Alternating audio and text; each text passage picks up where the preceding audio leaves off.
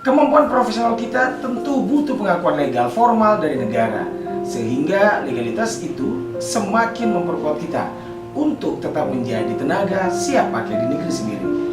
Dari kantor Dinas Pariwisata dan Ekonomi Kreatif Provinsi Sulawesi Tenggara, inilah Bincang Sultra on Location.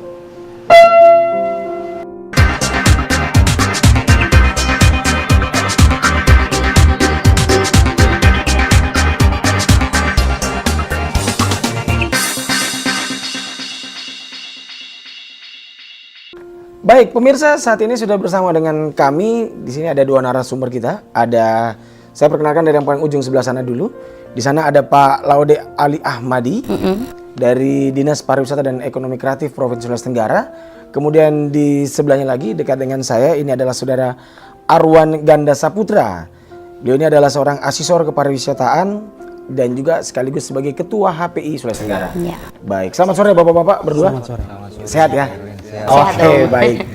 Nah, ini kita langsung mulai saja Pak. Ini kita akan berbincang-bincang tentang sertifikasi bidang kepariwisataan di Sulawesi Tenggara. Nah, mungkin yang paling pertama kepada Pak Ali dulu nih Pak. Regulasi yang terkait dengan sertifikasi itu apa-apa saja Pak? Iya, kalau menyangkut regulasi tentang sertifikasi dan kompetensi, ya. Tapi prinsipnya memang harus lebih dipahami tentang sertifikasi yang dimaksud itu bukan pada persoalan profesi saja, tetapi usaha. Nah, kalau memang itu lingkup bidang kepariwisataan. Jadi memang untuk sertifikasi, kalau lebih khusus kita bicara tentang ketenaga kerjaan, itu regulasi awal memang dibangun sejak terbitnya Undang-Undang Ketenaga Kerjaan nomor 13 tahun 2003. Di undang-undang itu memang menjelaskan tentang kewajiban bagi tenaga kerja di setiap bidang, lingkup bidang apapun selain bidang pariwisata. Berikut dari sertifikasi dari kejelasan tentang Undang-Undang nomor 13 itu mengarahkan kepada satu lembaga yang memang khusus mengurus tentang sertifikasi. Jadi perpanjangan dari dari lembaga itu sendiri. Maka muncullah Perpres nomor 23 tahun 2004 itu tentang bagaimana BNSP, singkatan dari Badan Nasional Sertifikasi Profesi, itu khusus yang menangani untuk sertifikasi tenaga kerja, kompetensi. Jadi BNSP ini adalah lembaga otoritas yang mengeluarkan sertifikasi setelah memang dilakukan uji kompetensi. Adapun regulasi yang lain kita mengikut ke induk kepariwisataan. Kalau memang bidang kepariwisataan adalah Undang-Undang nomor 10 tahun 2009 itu tentang kepariwisataan. Nanti undang-undang ini mengatur beberapa pasal tentang kewajiban-kewajiban baik itu menyangkut sertifikasi profesi itu sendiri maupun sertifikasi usaha khusus bidang kepariwisataan. Lahirlah beberapa regulasi yang lain, misalkan sekarang ini menginduk ke, kalau untuk urusan sertifikasi baik itu profesi maupun usaha itu menginduk kepada Peraturan Pemerintah nomor 52. Dan inilah yang memang sekarang sudah mulai diterapkan. Dan menjadi sebuah kewajiban standar. Jadi memang semuanya ini melalui Dinas Parekraf ini ya? Iya. Sertifikasi ini? Kita prinsipnya Dinas Pariwisata itu adalah lembaga teknis. Jadi dalam tahapan pembinaan, fasilitasi, otomatis sudah melekat pada tahapan sosialisasinya. Jadi aturan-aturan tentang kewenangan itu memang sudah diatur. Jadi kalau untuk provinsi itu memang masih terbatas pada persoalan ini pembinaan dengan koordinasi, tapi tidak menutup karena memang biasa ruang untuk pelaksanaan misalkan fasilitasi oleh kementerian itu selalu melalui pintu provinsi. Adapun dinas pariwisata yang berada di kabupaten kota dalam hal ini tingkat 2 itu melaksanakan kalau ranah pada persoalan tenaga kerja khusus bidang kepariwisataan itu memang untuk kabupaten kota diwajibkan untuk mengelola program dalam tahapan kesiapan untuk tenaga kerja yang mau disertifikasi. Jadi dia tahapan-tahapan BIMTEK. Ya, oke. Jadi untuk bekal dalam rangka tahapan persiapan untuk sertifikasi. Sertifikasinya baru ke provinsi. Iya. Oh gitu. Oke, ini Pak Alin, ini masih sekitar seputaran sertifikasi. Ini kewajiban sertifikasi usaha dan profesi bidang kepariwisataan itu menurut Undang-Undang Nomor 10 Tahun 2009 yang seperti Bapak bilang tadi tentang kepariwisataan. Bisa dijelaskan terkait hal itu? Sedikit dijelaskan, Pak? Iya, di Undang-Undang Pariwisata kita itu, Pariwisataan Nomor 10 Tahun 2009 itu sudah mengatur beberapa pasal. Jadi sebutlah tentang bidang-bidang usaha pariwisata yang disebut tentang lingkup bidang kepariwisataan itu di pasal 14 itu ada 13 jenis bidang usaha. Jadi kalau kita sebut satu persatu banyaklah. Sebutlah seperti akomodasi itu menyangkut tentang hotel, terus tentang maaf saya potong. Kalau akomodasi kos-kosan termasuk, Pak? Kos-kosan selama ini sudah tidak diatur lagi sejak tahun 2014. Sebab kenapa? Kalau untuk urusan kepariwisataan, ranah ke kos-kosan itu dia digantikan dengan istilah homestay. Homestay. Jadi memang ada program yang kemudahan juga yang dikeluarkan oleh pemerintah pusat yang memang harus diterapkan oleh daerah.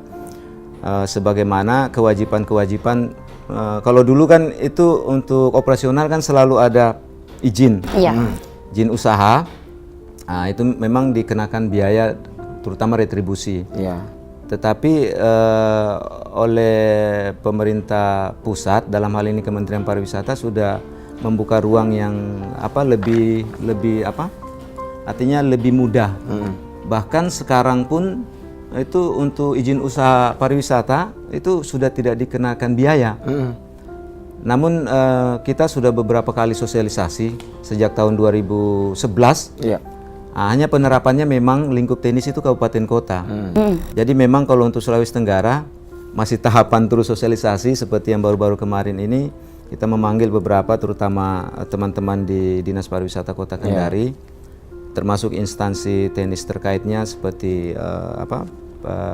pelayanan satu pintu, perizinan.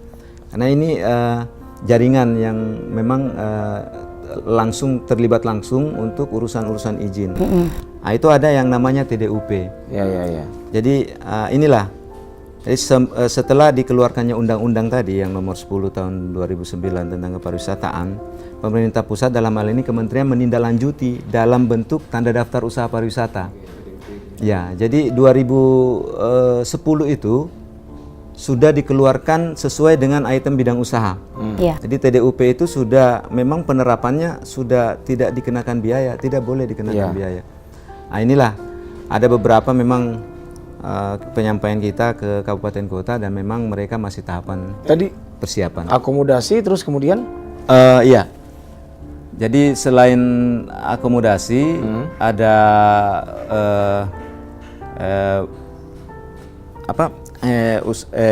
spa, hiburan dan segala macam. Karaoke. Iya. Nah, Pak, ini mungkin yang perlu diketahui masyarakat ini. Tapi mungkin sebentar ya, kita harus beri iklan saya sebentar karena itu iklannya kan panjang sekali nih, jadi harus iklan dulu. Jadi Pak Ali ditahan dulu, masih ada satu pertanyaan yang mau saya kasih ke Pak Ali juga sama saudara Ganda nanti sebentar. Dan pemirsa jangan kemana-mana, kita break dulu sejenak, setelah ini kita kembali lagi tetap di Bincang Sultra on Location.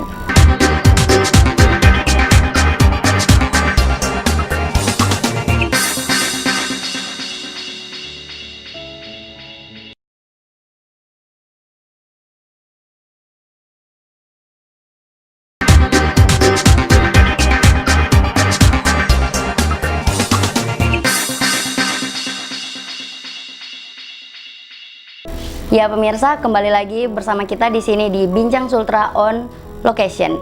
Masih berada di tengah-tengah narasumber kita. Di sini ada Bapak Laude Ali Ahmadi dan Arwan Ganda Saputra. Oke, kita kembali ke perbincangan yang tadi. Ini kan tadi kan kita ngomong-ngomong masalah sertifikasi nih, Pak. Ini pemirsa mau tahu nih, tuh sertifikasi itu apa begitu? Ke saya? Iya. Oh iya. Iya. Kembali dulu, sebentar baru giliran. Jadi Brenda. Ibu April ya, dipanggilnya Iya. Mbak April ya, makasih Mbak April. Sebenarnya banyak pemahaman, tetapi kalau kita merunut ke undang-undang pariwisata dalam hal ini nomor 10 tahun 2009 itu, sertifikasi dimaksud adalah proses pemberian sertifikat kepada usaha dan pekerja pariwisata untuk mendukung peningkatan mutu produk pariwisata, pelayanan dan pengelolaan. Jadi ada dua perbedaan tentang sertifikasi itu. Yang seperti saya jelaskan tadi sama Mas Erwin, bahwa sertifikasi ini memang diperuntukkan untuk profesi. Profesi adalah tenaga kerja. Jadi misalkan Mas Erwin dengan Mbak April sebenarnya dalam hal profesional kewawancaraan itu kan memang biasanya ada diatur. Begitu juga ke pariwisataan. Contoh misalkan profesi tenaga kerja hotel. Jadi di hotel ini kan beragam profesi. Ada Ada housekeeping, housekeepingnya, ada reception, ada F&B dan segala macam. Ini mereka diberikan sebuah pengakuan dalam bentuk sertifikasi. Oh ya. Selain hal yang untuk pengakuan, ini juga untuk menyelamatkan profesi mereka. Artinya kalau bagi pencari kerja, sertifikasi untuk profesi itu otomatis menyangkut tentang kredibilitas dan kepercayaan dirinya. Dalam hal ini peningkatan.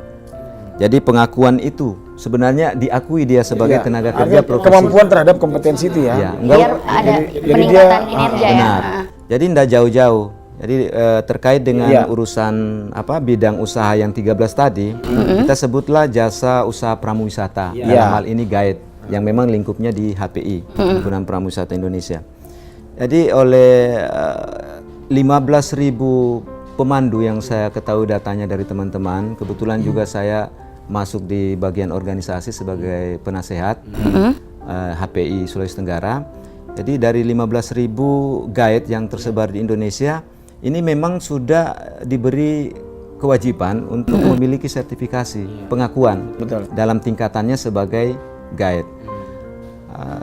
Kalau mau ditelusuri lagi lebih jauh, guide itu sertifikasi ini juga menyangkut tentang apa yang namanya SKKNI, standar kerja, standar kompetensi kerja nasional Indonesia. Hal ini yang menjadi patokan. Jadi ini semacam modul kurikulum yang memang oleh para profesional dalam bidangnya, baik itu menyangkut bidang pariwisata itu sendiri, menyangkut 13 item tadi yang kita sebut, maupun industri-industri lain. Ini harus memang menguasai tentang itu. Jadi proses sertifikasi ini adalah pemberian uji, tetapi sebenarnya bukan semacam ujian, hanya mengumpulkan bukti. Benar tidak? Misalkan teman-teman guide di Sulawesi Tenggara, benar tidak kamu ini sebagai pekerja pemandu wisata? Kalau enggak kan nggak mungkin dikasih kelayakan. Jadi setelah diberikan uji kompetensi dan ada beberapa item-item poin yang mereka isi sesuai dengan standar tadi yang saya maksudkan, yang memang sudah ketentuan, sudah aturan kewajiban yang sudah disetujui sebagai standar. Mereka kalau memang memenuhi persyaratan itu diistilahkan kompeten oleh asesornya. Asesor. Jadi asesor itu pelaksana, penguji, tetapi tugasnya adalah mengumpulkan bukti kebenaran. Jadi ada beberapa item lagi ya, agak rumit lah nanti teman-teman asesor. Nah ini tadi Pak Ali sudah menyinggung-nyinggung masalah asesor.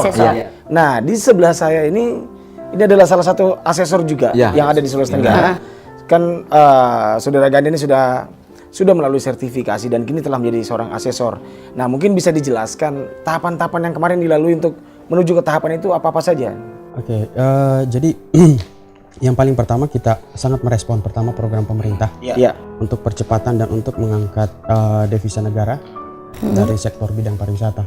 Nah ini terbukti dengan keseriusan pemerintah memfasilitasi usaha-usaha jasa profesional di bidang pariwisata. Ini dengan misalkan dilakukannya dengan pelatihan-pelatihan dan juga BIMTEK tentang kepemanduan wisata. Nah, seperti yang disampaikan tadi oleh Pak Ali, bahwa seorang pemandu wisata adalah seorang yang profesional.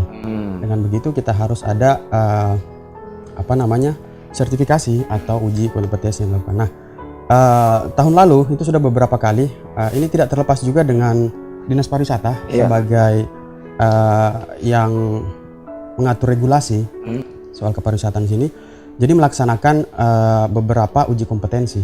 Itu mulai dari bidang pemandu wisata, ekowisata, kemudian juga pemandu wisata selam.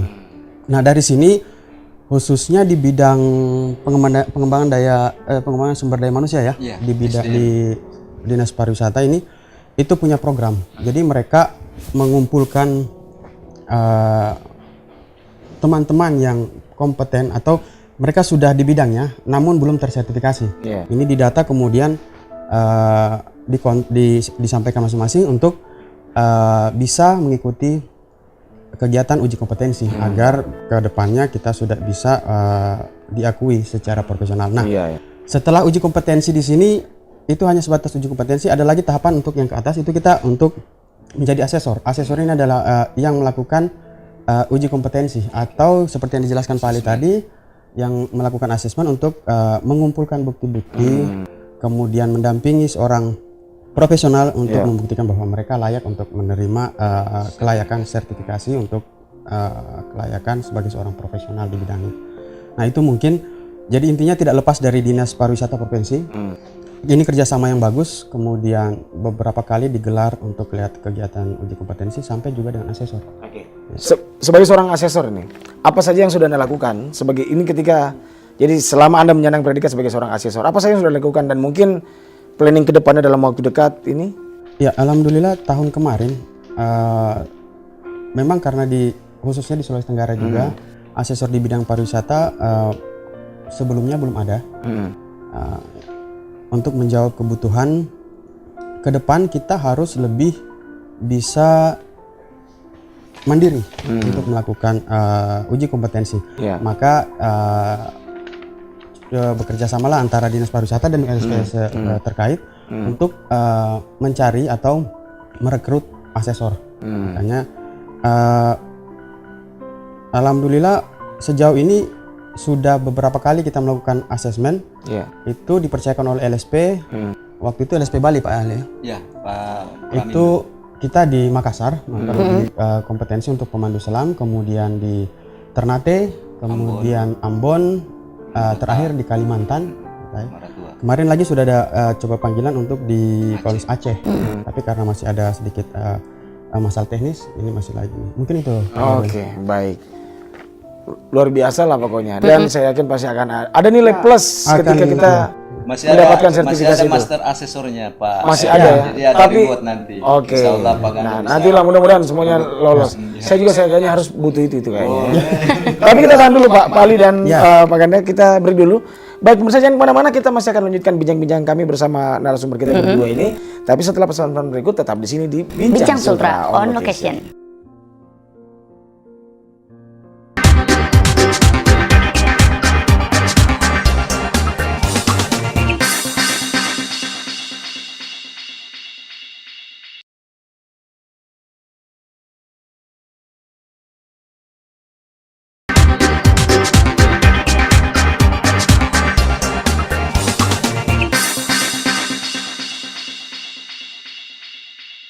Pemirsa, kembali lagi kita di Bincang Sultra on Location. Dan lanjut lagi ya perbincangan kita kali ini. Nah, saya ke Pak Ali lagi, Pak Ali.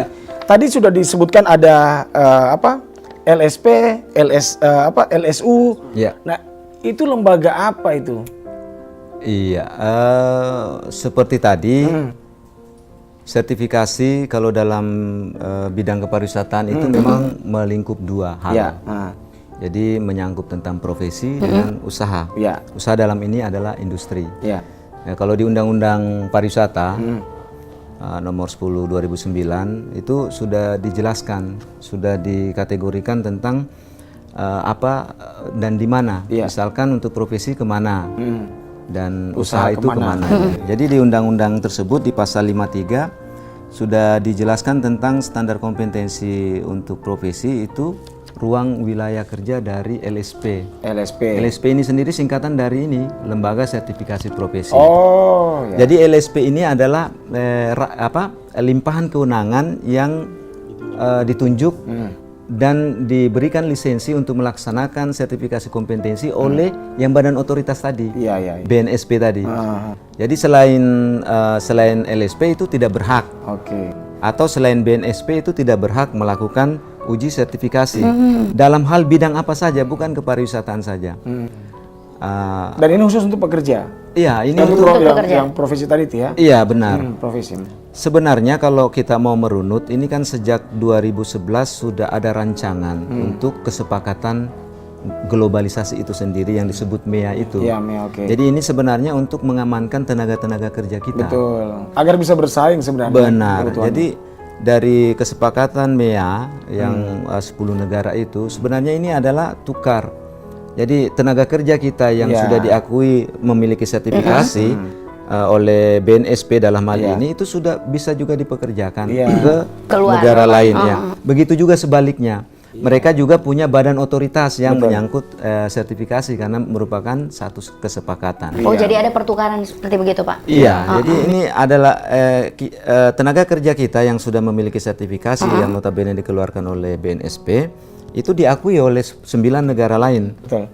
Ya. Bisa mencari kerja di sana. Boleh, sesuai dengan kompetensinya. Saya tambahkan paling mungkin. Jadi sertifikat yang ada yang dikeluarkan oleh BNSP itu adalah hasil kesepakatan masyarakat ekonomi kesehatan atau MEA. Jadi tenaga kerja kita yang ada di Indonesia itu bisa digunakan jasanya untuk di beberapa negara yang sudah tergabung dalam MEA itu. Begitupun sebaliknya. Makanya ini kita teman-teman guiding harus bisa menunjukkan kinerja dan juga profesionalitasnya harus melalui sertifikasi karena kita juga tidak bisa menolak nanti tenaga kerja dari luar. Iya, betul. Jika ini. Jadi untuk menjawab itu harus bahwa tenaga guiding kita juga harus tersertifikasi itu sebagai bukti. Ya, ini sebagai bukti otentik gitu ya, bahwa memang saya punya kompetensi di bidang ini. Gitu. Emang layak di ke sebelah begitu. Itu kan Mas Erwin tadi baru LSP. Jadi LSP hasil dari sertifikasi yang kita maksud ini, aku bawa contoh ini. Coba kamera. Itu ini contoh apa ya? Ini sertifikasi LSP. dari LSP. Sertifikasi kompetensi yang dimiliki oleh guide khusus untuk guide dive penyelam. Oh, ini untuk Jadi ini termasuk Pak Ayub. Mungkin teman-teman kalau di dunia selam Indonesia Sulawesi Tenggara, Ayub Gerrit Poli itu banyak yang nggak kenal, pasti kenal semua lah, karena dia adalah master guru ya dari instruktur dari Tapi ini sertifikasi hanya khusus untuk satu bidang kan? Tidak bisa, misalnya anggaplah misalnya saya guide, terus kemudian saya ingin kemudian menjadi presenter gitu. Itu kan tidak bisa untuk satu sertifikasi, harus beda-beda kan. Satu bidang. Tetapi tidak pengakuannya khusus untuk daif. Ya, untuk satu orang tidak menutup kemungkinan dia memiliki banyak sertifikasi. Kalau memang dia punya kemampuan yang lebih. Benar. Nah, betul. Berikut itu tadi LSP. LSP ya. Sekarang LSU. LSU khusus untuk sertifikasi standar usaha. Ini bukan ranah dari BNSP itu sendiri. Sebagaimana di pasal 54 di Undang-Undang Nomor 10 tahun 2009 itu tentang kepariwisataan, bahwa memang untuk produk pelayanan di poin 1 pengelolaan usaha pariwisata memiliki standar usaha dari 13 usaha yang dimaksud tadi. Ada wisata tirta, ada akomodasi tentang hotel, bahari, spa, kuliner dan segala macam, termasuk biro perjalanan wisata. Itu semua yang bidang pariwisata yang masuk ya. Saya memberi contoh misalkan PHRI untuk kasus hotel ya. Dulu kan hotel itu untuk menentukan bintang kelas standarnya itu ditentukan oleh PHRI, Persatuan Hotel Republik Indonesia dalam hal ini. Tapi sejak dikeluarkannya undang-undang dan diterapkannya pelaksanaan ini standar usaha hotel tahun 2013 PP Permen nomor 53 PRI sudah tidak punya kewenangan, tetapi yang memiliki kewenangan adalah lembaga yang namanya LSU itu sendiri. Jadi LSU ini adalah perpanjangan dari menteri.